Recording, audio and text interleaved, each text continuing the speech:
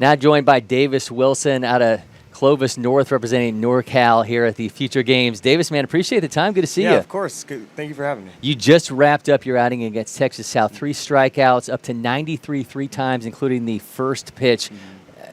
What was working for you so well today, and kind of how did you approach this opportunity? So last week, I thought the heat was going to be a problem, the humidity, getting used to it and stuff. But I was thankful to be in Florida last week. So I was a little bit adjusted. But just in the bullpen, everything was working really. I felt really confident with a lot of my stuff. My cutter was best.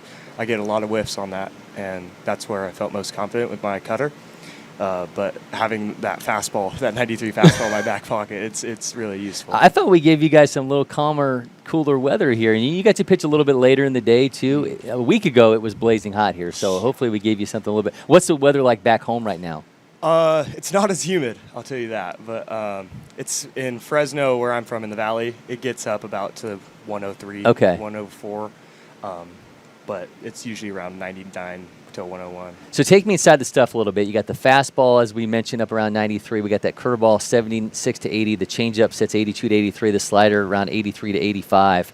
Tell me a little bit about each of those pitches. And if I'm sitting lefty, righty in the box, what am I watching? What am I seeing? Righty.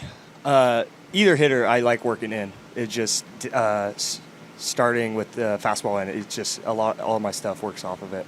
So righties, I usually like the up and in fastball on their hands. It's a hard pitch to get to, especially with my velo, and I can work anything from there. But my go-to is really my cutter. To lefties, I like starting with cutters. It's just, they don't see a fastball first pitch, and it's easy get ahead pitch.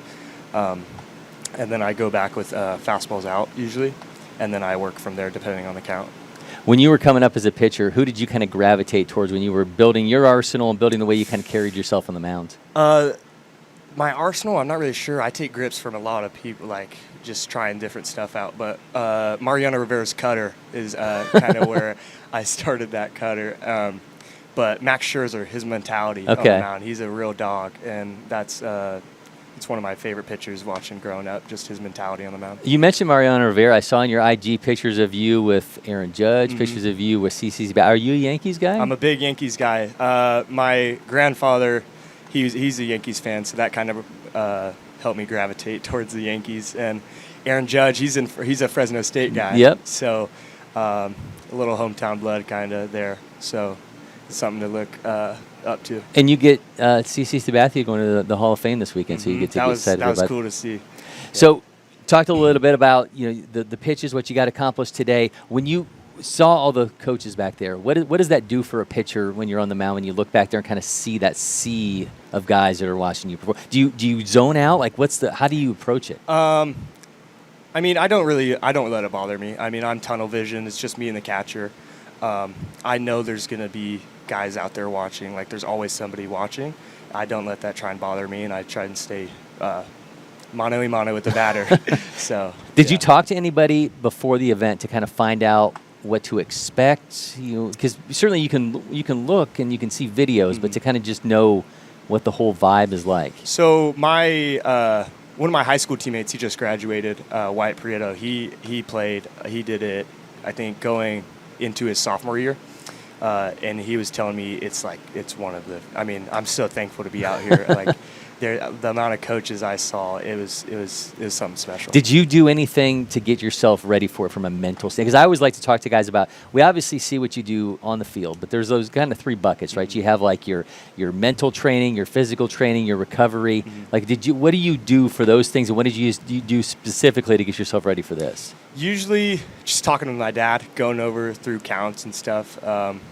But really, just seeing what works in the bullpen. You got to pick something up, because maybe I won't have my cutter that day, so I got to work around that. But usually, 2 days before, I talk with my dad, and we really we'll go through situations and get dialed in. Did you have any idea, like, the lineup you were facing today? Because certainly it's a little bit different, because you can't necessarily know what order they're going to be throwing guys out in, as opposed to, like, if it's a high school game, travel game, you can get on Game Changer, kind of have an idea of what they're going to be throwing at you. I mean, not really. You can see their BP, but that's really it. I mean, they were taking 15 swings before the game, so it's not really much to judge. But so that I just got to go up there, trust my stuff. One guy told me about this event in particular is every hitter is thinking fastball, and they think every pitcher is going to throw fastball because everybody wants to show off for the radar gun with all those scouts back there. You go first pitch breaking ball against the guy, you got him in your back pocket. You threw quite a few breaking balls out there today. Nobody wants to walk here. Everybody's going to be aggressive. Everybody wants to get a double in the gap and show their power. So I take that advantage, and you're allowed to work around that. Working with catchers in particular, they know that you're trying to get the most out of your opportunity. What are those conversations like, and how early in the day did those start between you and the catcher going into the event? It was honestly not that early in the day. It might have been before I started playing catch. I had Gio. He caught me behind the mound. He was a good target. He got a couple strikes for me, but he was just talking with him. I told him I liked my cutter. I told him it was my best pitch, and I'll throw it any count, 2-1, 3-1. But he did a good job calling the game back there. So you mentioned sometimes you get into a situation, things are in the bullpen, you may not have a pitch that day. Do you ever get to the point where it's like, I have to force this pitch to work? Because if you don't ever go to it and they know you can throw it, then they know it's not coming. So, I don't know. Like for me, my cutter is usually always on. I will always have that pitch in my back pocket. But the curveball and the change is it's on and off. I don't want to say on and off, but that's probably. But I'm still working on my changeup. I don't throw it as much, but it's still developing. It's definitely come away. But my curveball has been a lot better this year. I added a knuckle curve, and I've been definitely getting a lot of more swings on it. I always like when guys make tweaks like that, because in a sense, like, to have the confidence to take it in game. At what point do you feel like, I'm ready to roll with this, when you're making a tweak on a pitch? If you've thrown a curveball a specific way for like the last 7-8 years, and then all of a sudden you're going to flip it and you're going to make a change to it, at what point you feel like you can take that into a game? That takes a lot of guts to do that. But, I mean, I had some time to do it. It was a kind of like an off-season thing in January, and I had some time. I mean, the first couple outings and stuff, popping out and stuff, in my bullpens and stuff. But I got it down before season, and it's really been a go-to for me. All right, one of my favorite things that we're doing here throughout all these interviews is random questions. So we're going to get our producer to roll the intro for our game show.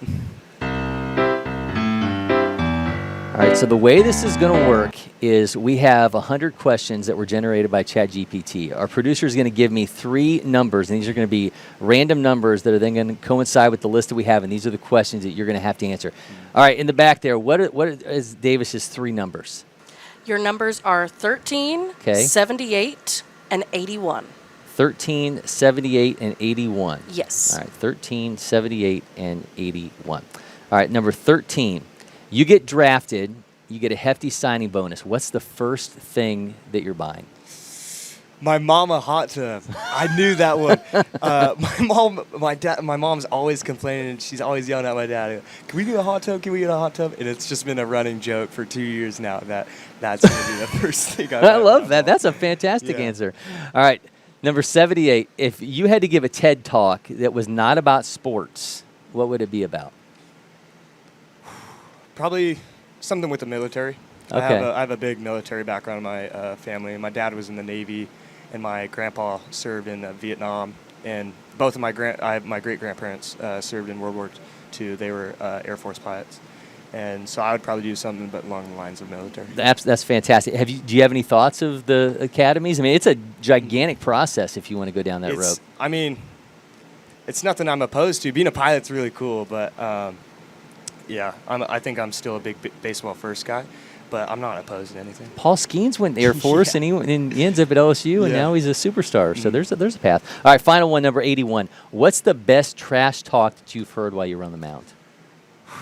That's a good one. I've heard a lot.